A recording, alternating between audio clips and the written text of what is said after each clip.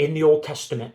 This is a story that directly applies to your life. And maybe you haven't read this in a long time, but God was going to help Moses out. And so he took of the Spirit, of the Holy Spirit that was upon him, and put him, the Spirit of God, upon 70 of the leaders of Israel, of the Jews there, to try to help Moses out, distribute his power. And Joshua, this is very interesting, two of the leaders were left in the camp, stayed in the camp, and they began to prophesy because the Holy Spirit was poured out, was put upon them.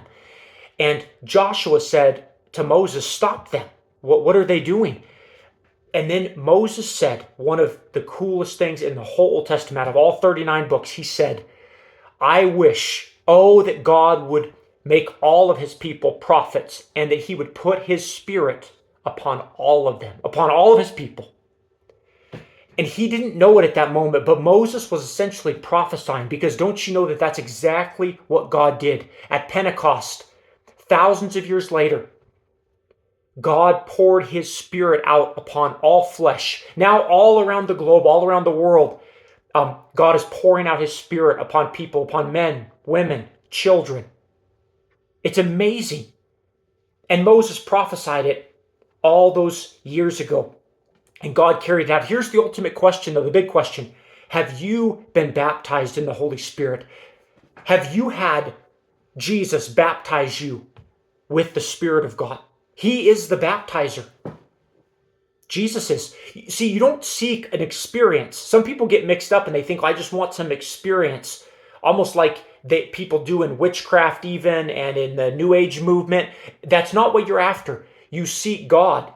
You seek Jesus, who is the baptizer, and he will pour out the Holy Spirit upon you, just like in the upper room, just like at Cornelius' house, just like when the Apostle Paul laid his hands on the Ephesians and they began to speak in other tongues. Have you spoken in other tongues as the Holy Spirit, as the Spirit of God has given you the ability to?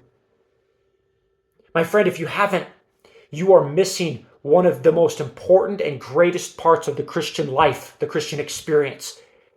It's called Spirit baptism. It empowers you to be a good witness for Christ, to be bold, to be fearless, and it will help you also to live righteously and holy. It's more of the Spirit of God inside of you. It's like being baptized in water, but instead of that, you're being immersed, fully immersed in the Spirit of God, in the same Spirit that raised Christ from the dead and was there at the creation of the world. So seek Jesus today and ask him to fill you with the Holy Spirit. That's what Moses and Jesus would have wanted.